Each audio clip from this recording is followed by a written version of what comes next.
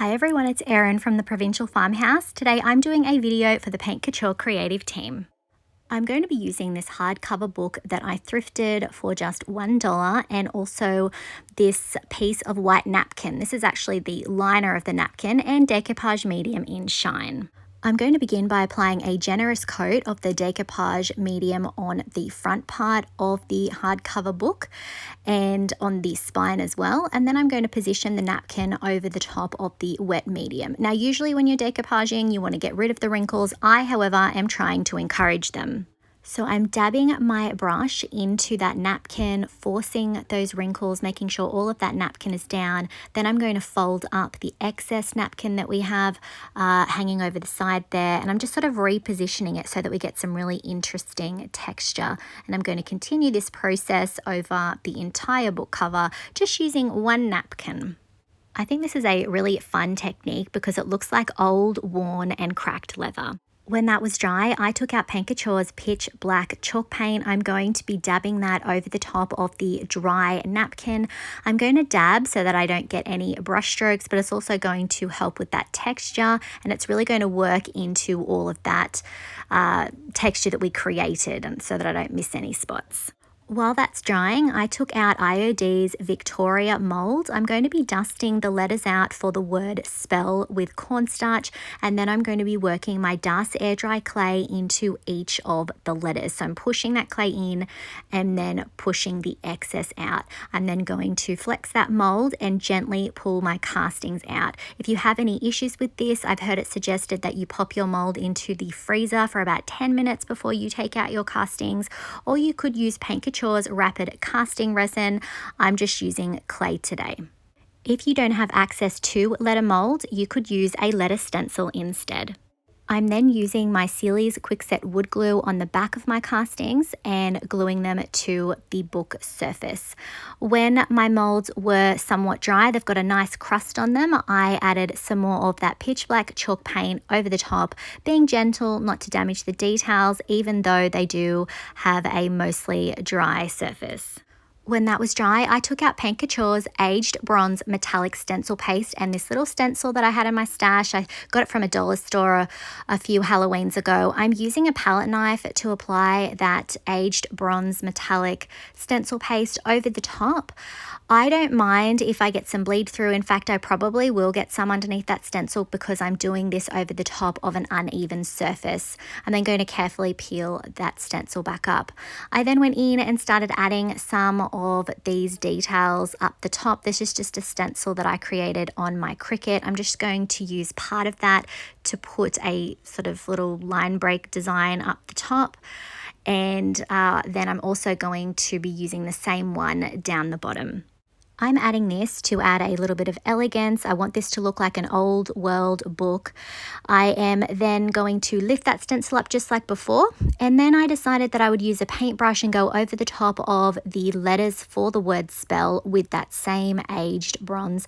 Now, the Victoriana mold has some really lovely, almost vine-like style details, so I'm really catching those. I'm not going for full coverage here. When that was dry, I took out this the same stencil that we had with the broom, and I'm actually going to be doing the spider detail in the center. I thought that worked really well for Halloween. It worked well for a witch's spell book. So again, I'm just carefully applying that stencil paste over the top and then pulling that stencil away. I am drying these off in between each one that I'm using.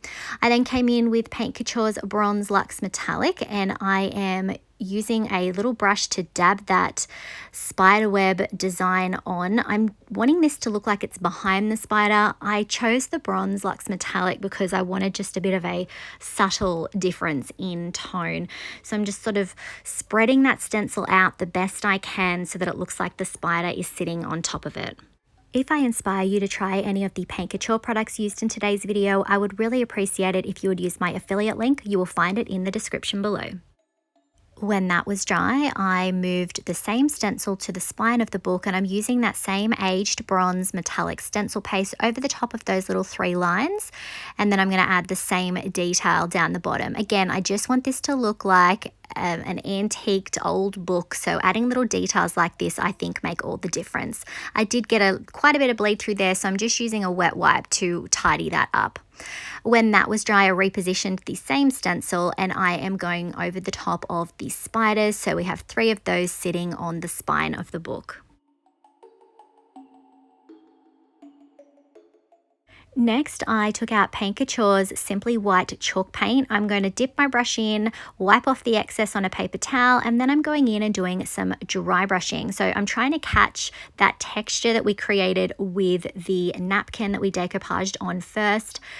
This is going to add to that vintage and worn feel of the spell book as well. I'll be doing the dry brushing over the top of the entire spell book. I did go in with a wet wipe to pull it back from a couple of the areas where it was a little bit heavy, and then I went around with some more of that aged bronze and I'm focusing that on the edges of the book and also going back over a few areas. I then took out Paint Couture's Light Brown Sugar Antiquing Glaze. I'm applying that straight onto the book pages. As you can see, I have got black paint on there where I wasn't exactly neat, but this is meant to look like a really worn vintage book. So I'm going to pretend that that's maybe some potions or something that have ended up on the pages. After all, this is meant to be a fun, whimsical piece of Halloween decor. Finally, I'm using Paint Couture's Extreme Guard in Satin to seal the entire book. This is going to protect it and give the project a little bit of shine. And here's a look at our finished spell book.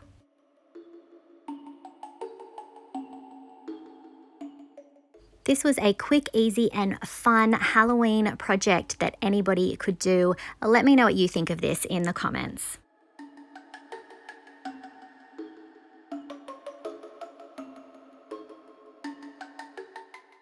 If you enjoyed today's video, make sure you hit that like button, comment, and if you haven't already, please hit that subscribe button and the notification bell so that you don't miss out on any of the videos from the Paint Couture creative team. Thanks for watching.